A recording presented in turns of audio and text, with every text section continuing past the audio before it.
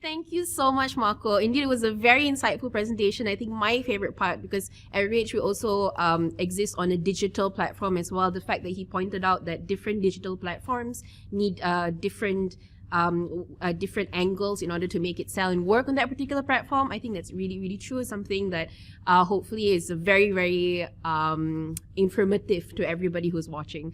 Our Gigabyte partner today, Triton Digital, is coming up next to complement the Reach track. The speaker is the Director of Market Development in Southeast Asia and South Asia for Triton Digital, and he comes with more than 23 years of experience in the media and entertainment industry.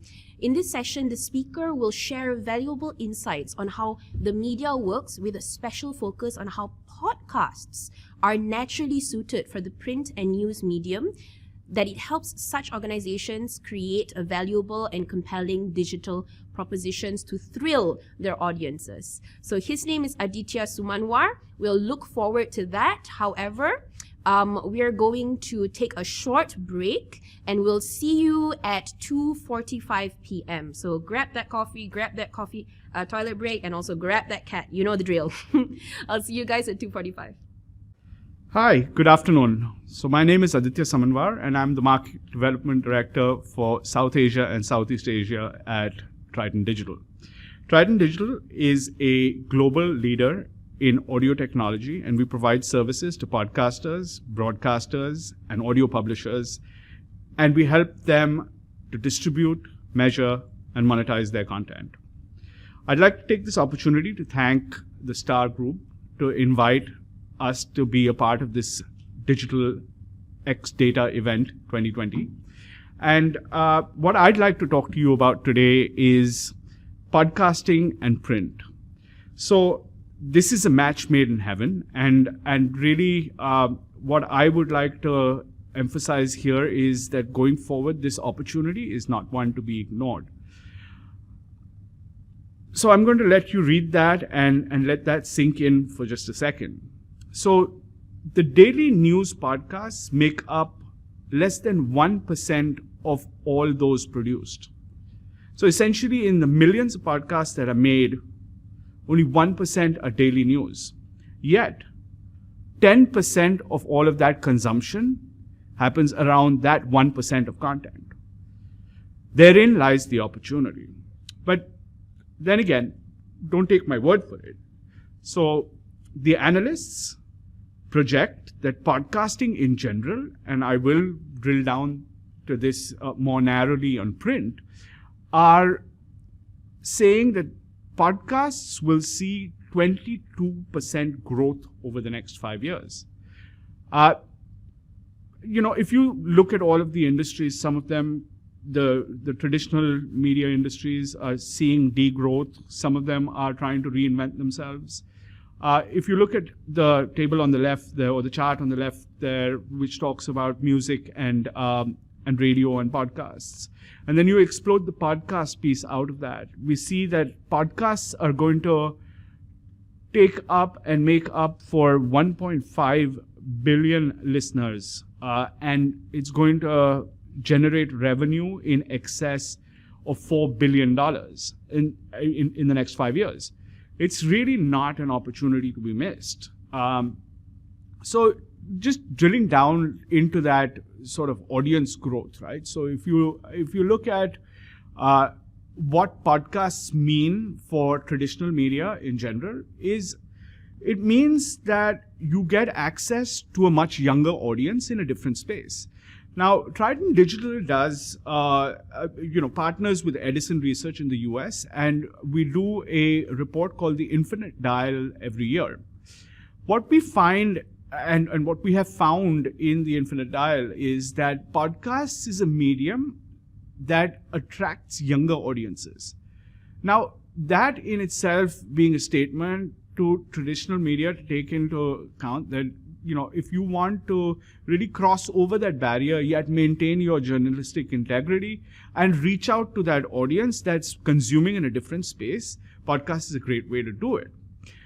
Also, it is a balanced medium. So it reaches, from what we see in the US, and if the US is a crystal ball to look at, we are we are at the early stages of this, and so if the US were to be a crystal ball and say, you know, what happens there will probably happen here in the next 2 or 3 years, we would be able to say that yes, this is an audience, it's going to be balanced, it's going to be engaged, and it's going to be different from what I have right now.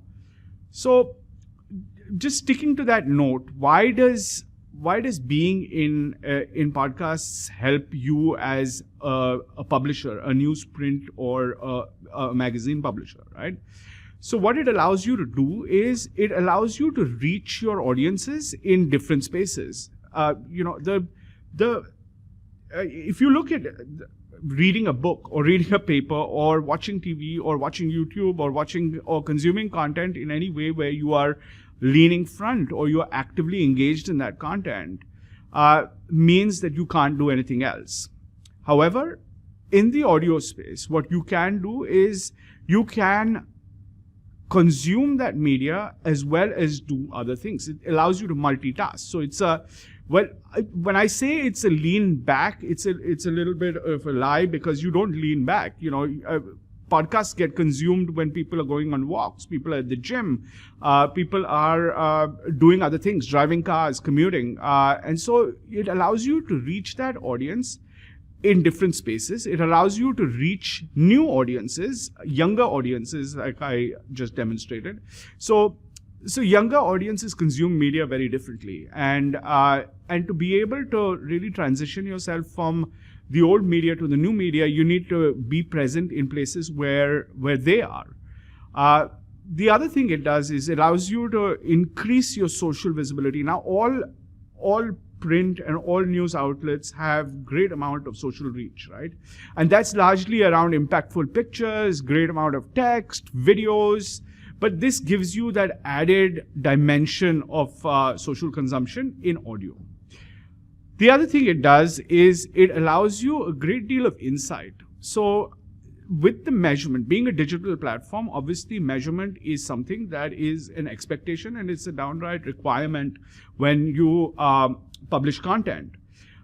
What podcasts do is give you a good amount of information about how people are consuming your content, where they're consuming it, what they're doing, when they're consuming that, and all of these layers of data, which, in the true sense, when you look at a newspaper, you're not able to tell, oh, he got through the first 4 lines of this article, whereas you could say, well, he listened through till 25 minutes of this podcast, and what really happened here to make your content decisions. Why did the person leave? Why is there something that I'm writing that shouldn't be writing about, or should I be writing more about? Plus, it's habit forming, right? So I always say that this coffee and newspaper habit of mine is then followed immediately by a gym and podcast habit. So I look forward to my coffee and newspaper, but then immediately after that, I have 5 or 7 podcasts that I would go and listen to loyally, and I would be engaged with that. I feel, so besides feeling healthy when leaving the gym, I also feel more enriched by listening to a podcast. So that's me, but that's also a lot of other people. And lastly, obviously, podcasting can, it is a monetizable medium. It is probably a very highly monetizable audio medium. And I will dwell upon that subject a little bit later on in this presentation, right? Also, for print, now in Malaysia, really, I have been with Triton since February, and I have been beating down the door of most of my print friends in the country and trying to convince them and sell the snake oil that is podcast. But it is not snake oil, because everybody is doing it. You won't be alone in this space.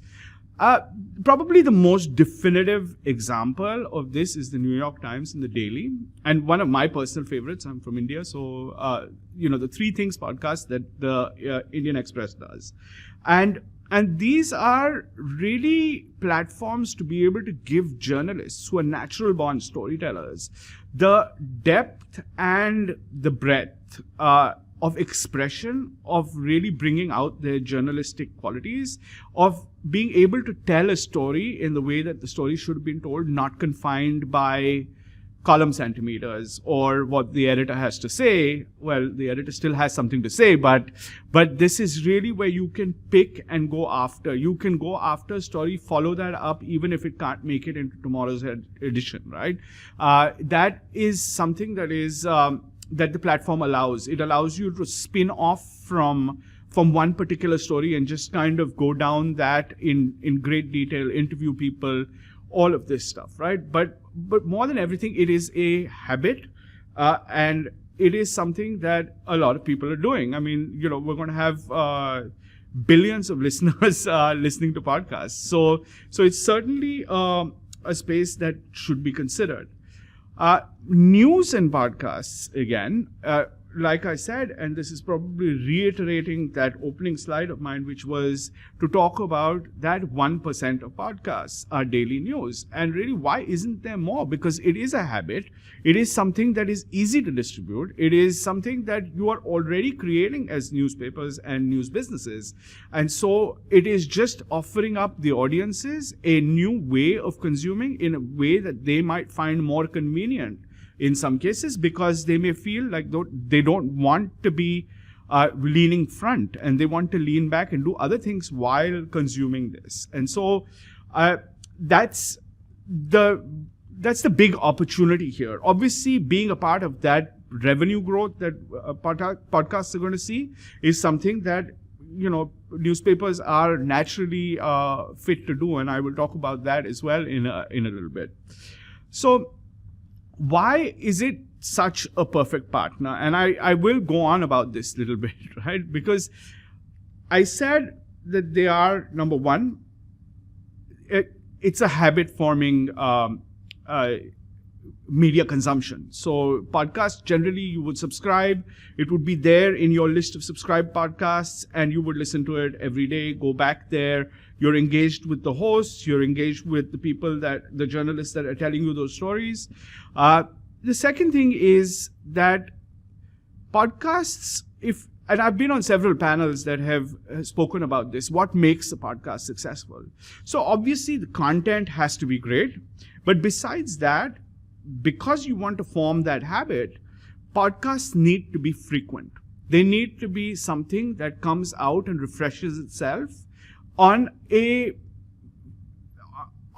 time interval that is dependable. So essentially, you need to be ensuring that you can't just do a podcast once a month and say that, oh, now I'm not succeeding because I did that one podcast, it didn't work. You need to keep at it, and you need to keep making sure that you're delivering fresh content to your listener, just as you do with any other media. But you need to make sure that it's there, it's refreshed, and that habit is fulfilled, right? The third thing is that it is journalists are great storytellers, right? And podcast is a medium for you to be able to tell stories. And this is sort of, it goes back to your very childlike instinct to be told a story when you're going to bed, or to be told a story, right? Versus having to read it. Like, I look at my kids homeschooling now, and I ask them to read something, and they absolutely hate it. Well, sorry, but they do. But if you tell them that, hey, listen, you can be playing something or kicking a ball or bouncing a ball, but listen to this, they find it much more engaging, and they retain a lot of that, right? So that is our basic thing. If somebody were to tell us something, just like our grandmother told us a story, or somebody told us a story, that would stay with us, and we can feel passionately about that. Also, lastly, because journalists write stories, this is just another way to repurpose that same story and create something that is consumed in a different fashion. So now we move to sort of, well, how do I get creating podcasts, right? So a lot of, I was talking to our host earlier, and we were having a little conversation around the affinity towards video, and I think it's great, right? Obviously, a lot of organizations would look at moving to video and creating video content and compelling video content, and that makes sense. Obviously, the CPMs are higher. There's a lot of consumption that happens. There's a lot of audiences available on platforms like YouTube and Facebook where video content is compelling. but just to that point, I feel that is always a consumption that is happening in a active lean front means. Whereas you're leaving all of that other time where people are doing other things and they're not consuming your content. Whereas you could be reaching out to them and engaging with them in those times and with audiences that may not be interested in video or may not have the time to really engage and do that. So it's a great sort of platform to do that. And so coming back to my point, I digressed. But creating podcasts is really easy. It's not as it's much more inexpensive than creating video. At a very base level, I was in the offices of Star today, and I saw that there were small meeting rooms here and there, which is great for collaboration. But I'm sure that they could sacrifice one meeting room to sort of put up a laptop, isolate the sound a little bit, and plug in a microphone, right? And have somebody read out a podcast every day, 2 stories, 3 stories, just picked. And then the rest is just really easy, right? But look, that's a basic level. You can podcast from home. But for an organization to create a good podcast, you need to create it well. You need to have the sound effects. You need to have all of the things done for you. But, you may not want to invest in all of that, and you may want to try it out to begin with. So it comes down to, you could invest in all of that stuff yourself, or say, okay, while I'm going to try this out, I'm going to invest a little bit of money, contract a bunch of studios in Malaysia are available with voiceover artists to be able to say, okay, I'm going to send you 3 stories a day, and you get your voice talent to read it, send it back to me for editorial approval, and I will publish it, right? It's as easy as that. The third thing is that you also record. Like most journalists go out there and they will record an interview like that and basically bring that home, put on their headphones, sit down, write a story, and then use that, and that will go to print. The same news bites that you're taking, the quotes that you get, the interviews that you use can be repurposed as audio. They were audio in the first place. And so it's really easy to repurpose those, make them part of your podcast, where if you were saying, and then XYZ said, and you can kind of play that back, and it's really easy to be able to do that. So obviously that's another way. The fourth way to be able to do it, and the lowest hanging fruit, I suppose, is text-to-speech. I am not a big advocate for text-to-speech myself. It is a possibility, but I think that while synthetic voice has come a long way, I don't think that natural voice processing has as yet. It is still, human beings can tell when other human beings are talking to them, and I think that still has some way to go. It's getting much better. The BBC did a project recently which is sounding good, but you can still tell that it is a voice. It is a synthetic voice. So now, assuming that you have, you've been sold by everything I had to say, and you say, well, I'm going to create the podcast. Yeah, I've got a podcast. What am I going to do with it, right? So then next thing comes to distributing your podcast. And how do you distribute your podcast? And so distributing your podcast is not very different from something that, news outlets are used to already. A lot of you are syndicating your content and sending it to other news outlets to pick up and then put on their platforms. Or you are syndicating content from other news outlets and bringing that content into your own environment. Similarly, podcasts function through RSS feeds, right? So these RSS feeds then move on to the next level, which is the podcatchers or the aggregators. And while kind of rehearsing this a little bit, I was trying to think about context to Spotify, to iTunes, to Google Podcasts, to Stitcher, to radio.com, and all of the other podcast distribution or aggregation platforms where there are millions of people already sitting. And the comparison I got was the news agents, right? Or the guy that delivers the newspaper to your house. You have to treat them like that. Your newspaper or your podcast needs to be at all of the agents, right? And it needs to be seen by people. So these are places where, so these are news agents in a mall. That mall has 1 million people in it, or 20 million or 100 million people in it. Something like Spotify, where you have to have your podcast in there and immediately leverage that audience that's sitting there, right? And then obviously the next place is that, well, I'm not just going to distribute my podcast and have that audience there. The great thing about that is that, you create great value for your advertiser, because your advertiser, podcasts work in a way where the ads are stitched in server side before they are served. And really Spotify cannot remove those ads from your podcast. So those podcasts go in with the ads.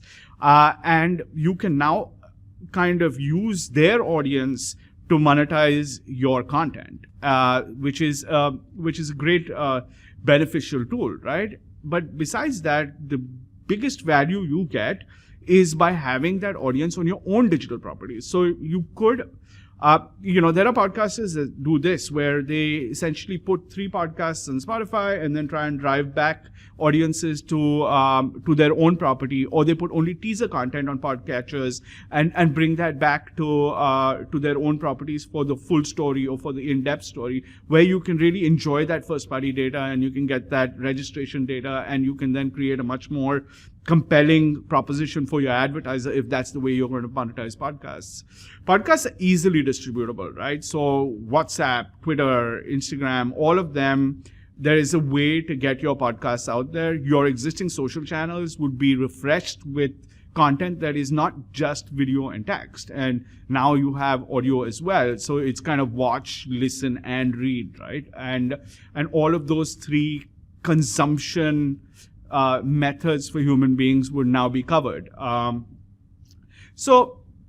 now I'm assuming that you have started distributing your content, but you'd really like to know, well, if I'm doing all of this, it's digital, so I need to be able to measure my content. And how do I measure my content?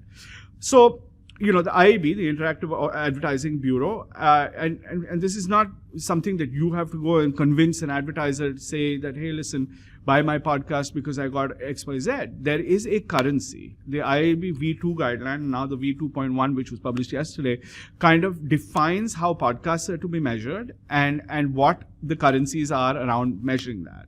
I'm not going to go deep into that, but it is readily available on the IAB Tech Lab website.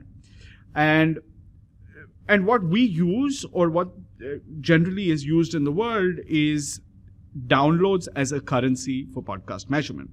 And by download, I don't mean that the file is being transferred onto the person's device and he's storing it there forever. But downloads is just a means, because it is an RSS feed, that file is being transferred to the person's device. Not that it has to be stored. It could be consumed through streaming. It could be consumed through progressive download. It could be consumed as a fully downloaded file as well. But because the file is being transferred from the hosting server to the consumer, that it's called a download. Measurement also allows you to track sort of, at a server side, multiple facets of consumption, including where that's being listened to, what device it's being listened on. You can figure out what platform it was being listened, whether it was which one of the podcatchers, whether it was your own, what kind of, whether it's mobile, whether it was web, whether it was your own app, somebody else's app, all of those things. Beyond that, what you can do is, on your own platforms, you can also get consumption data, like when did that person listen, how long did he listen for, how many people actually completed listening to that podcast, why did they drop off at that point, where did they come back onto that platform or that piece of content. You could then compare one against another, which is, you say, well, okay, I had that sports segment on yesterday's podcast, but it didn't have it today, and then I found that people were expecting and dropped off at that point. So you can compare things like that, real in-depth analysis of the content itself to make those decisions. As well as what you could do is layer third-party and contextual data to create that really nice bundle for the advertiser, right? We have several tools for measurement. We run rankers in several countries. Triton has has a legacy record of being almost the currency for podcast measurement, where in places like the US, we are plugged in with the buy side as well for them to make purchasing decisions around podcasts and streaming. But less on that right now. And now after the most interesting topic, I suppose, is monetizing podcasts, right? So is this really a monetizable platform? Obviously it is. And it fits in really nicely with your existing business. You don't need to create a new business out of this, or you need to find people to sort of sell it. Your existing salespeople and your existing sales relationships and your existing sales agencies or agents are able to quite easily bundle this, right? So I break it down into 3 ways of how podcasts can be monetized, and the first one is direct sales. Now, this is something that most media houses do anyway. If they're free and ad funded, you already have sales teams on the ground, you have agency relationships, you have all of the tools that are required to be able to monetize this podcast. It's an easy enough medium to be able to bundle with your existing sales assets, and you're now able to offer a different media, right? Which is audio. Secondly, there's programmatic, right? So what is interesting here is that podcasts, even though they, have this RSS, you can still do real-time bidding on podcasts, whether that's in the open marketplace or whether that is through direct deals or private marketplace deals. Podcasts are targetable inventory, and they are, and you have the ability to have that in the open marketplace for real-time bidding, right? And our own platform, YieldUp, which is a supply-side platform, does exceedingly well in podcast programmatic sales. And then the last part, which I would like to spend, I have 5 minutes left on this, but I would like to spend some time over here and give you a scenario. Subscription is like the holy grail for everybody. That if you can have a repeat customer for something, it's great. It's supremely valuable, and podcasts allow you to do that in a way that you can offer a bundle. So, for example, newspapers today are doing an e-paper edition where they are putting their real life like digital consumption behind a paywall or a registration wall. Now, in order to do that, a customer must sign up and share his credit card details if required, or however that payment happens, or whether it's just a registration so you get the first party data. Either way, it's behind some sort of a wall. Podcasts can sit there as well, and this is not just on your platform. So if somebody was consuming a podcast, say on Spotify, and they were used to consuming on Apple Podcasts, the app, or on Google, or wherever that is, you could still say that this is my podcast. If you are registered to my e-paper sign up, then you are able to get your podcast wherever you are going to consume them. And this can be only for those people that are subscribed versus the people who are not subscribed and not going to get it, or get some sort of teaser content, right? So creating digital bundles is really easy. It is also transactional. So you can have a paid model, but I feel like in this part of the world, we're not just yet there to have people start paying for content too easily. And so I feel like the bundling and the subscriptions that create value are going to be the ones that would drive that from a transactional perspective. And then there's obviously the advertising. And lastly, I think that I've done well for time here, is really about the technology. So this is probably the salesy bit of this presentation, where and really speaking, this is a really great platform. So Omni Studio allows you to do all of this, right? So you just need to worry about creating the content, and we'll make sure that it's distributed, it's socially propagated, it is measured, it is, we will create all of the tools for monetizing that. We'll allow you to flight your own ads, and really, I mean, there's very little that our platform doesn't do by way of podcast besides create the podcast for you. So on that note, I'm going to say thank you again to the Star Group for allowing me this opportunity to speak about podcasts in print. And I would like to sort of throw it back to our lovely host. Thank you so much, Aditya. And we were having a conversation behind the scenes. If you guys don't know, I'm also a journalist for Rage, and we mostly do video journalism. And I thought that this idea of podcasting was very interesting. And the reason why is because, okay, I'll tell you a story now, since it taps into our our fundamental need to hear stories.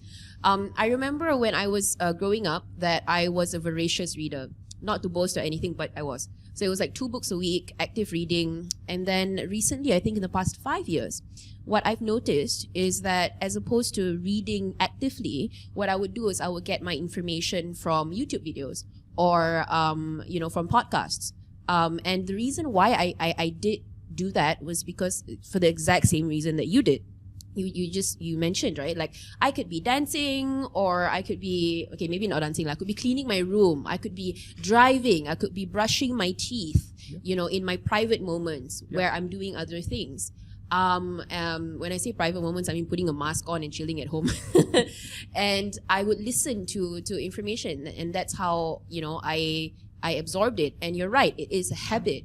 But, talking about this shift in the way that people generally consume information, because people, like, they're always on their phone now, right? But you're always doing multiple things, and you see platforms co-opting this technology in terms of their updates. So like now you can minimize YouTube so that you can have text message. You can text message while also watching, your YouTube channels. Obviously, Spotify is a background app. Yeah. But regardless of all of this happening, right, in the past 5 years, and also the statistics that you've shown and the incredible potential for this market, why was it so difficult for you to sell the snake oil to the Malaysian news industries? I don't think that it was, I don't think that it was difficult to sell the snake oil. Like, that was a poor choice of words. I think that the audiences have not been...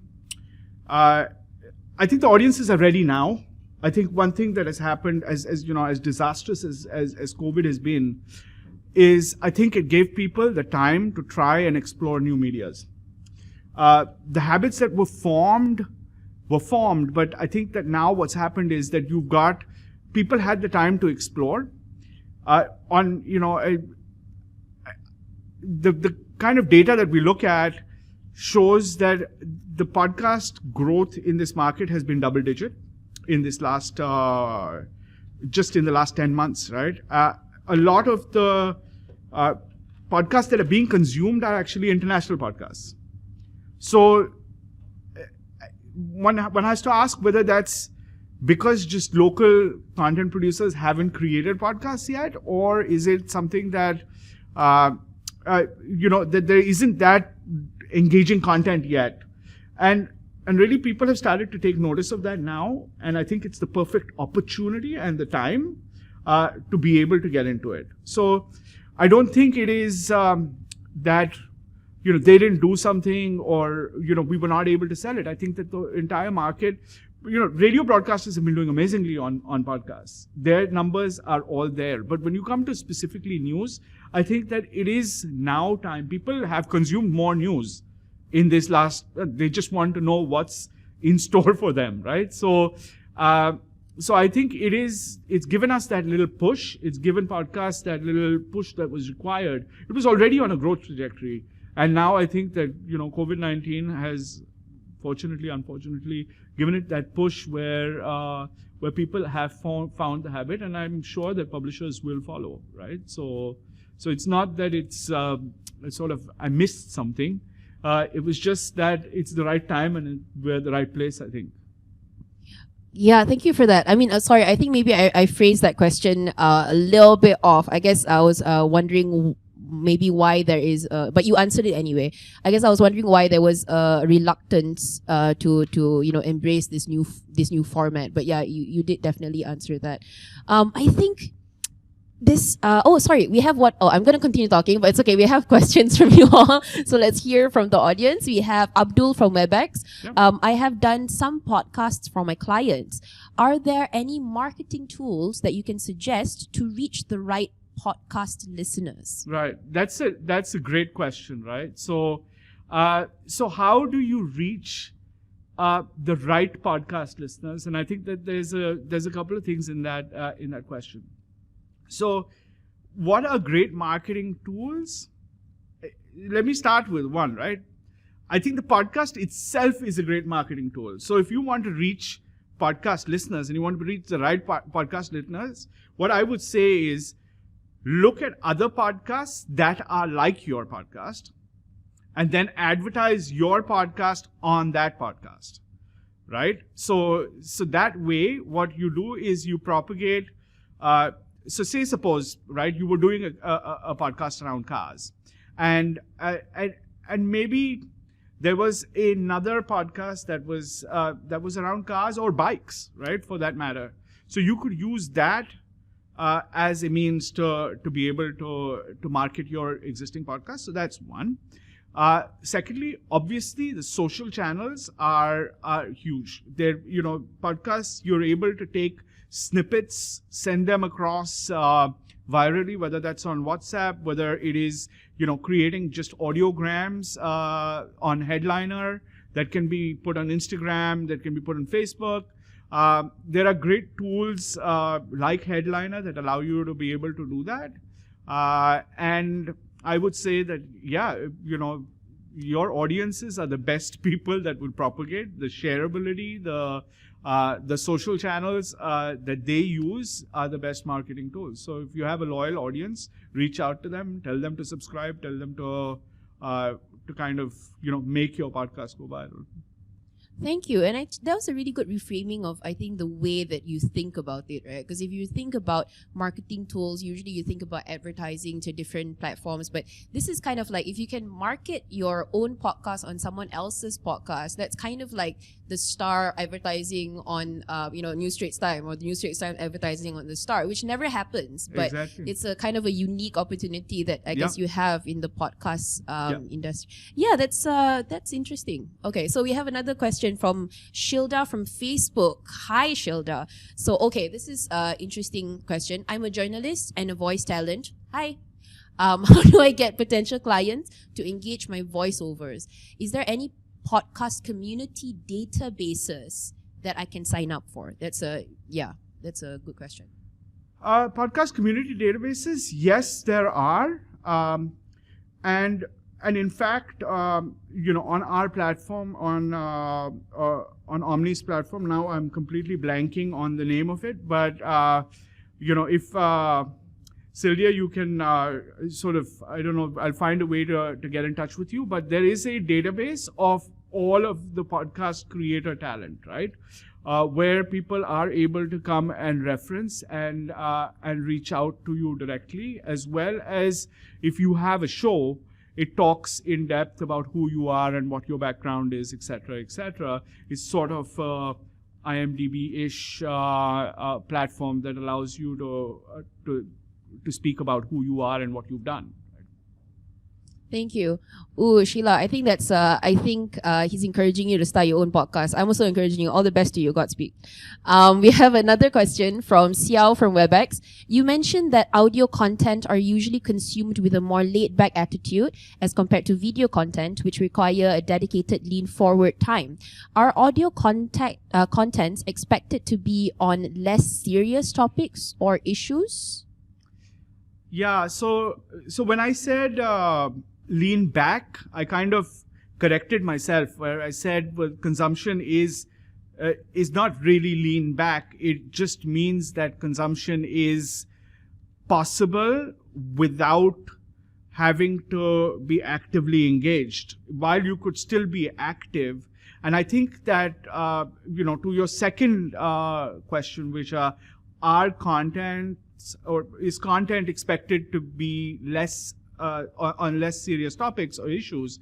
I think it's quite to the contrary, actually, that when you are listening to audio. I think that music has a lighter side to it, and there's music that has a serious side to it. But I just like that, I don't think that there's an expectation, especially when it comes to news. There is no expectation that it is to be less serious, or it is about being able to cover serious issues and to be able to go in depth of those. I mean, for example, I was recently able to partner with a company called Suno India, which is a social, I guess they deal with social topics. And I got listening to their podcast, and they were talking about adoption and the stigma of adoption. So I feel like that's, and they have 24 episodes of 27 minutes each on that topic. And it is stirring and kind of heart-wrenching in places, the interviews that they do, etc., which I feel is not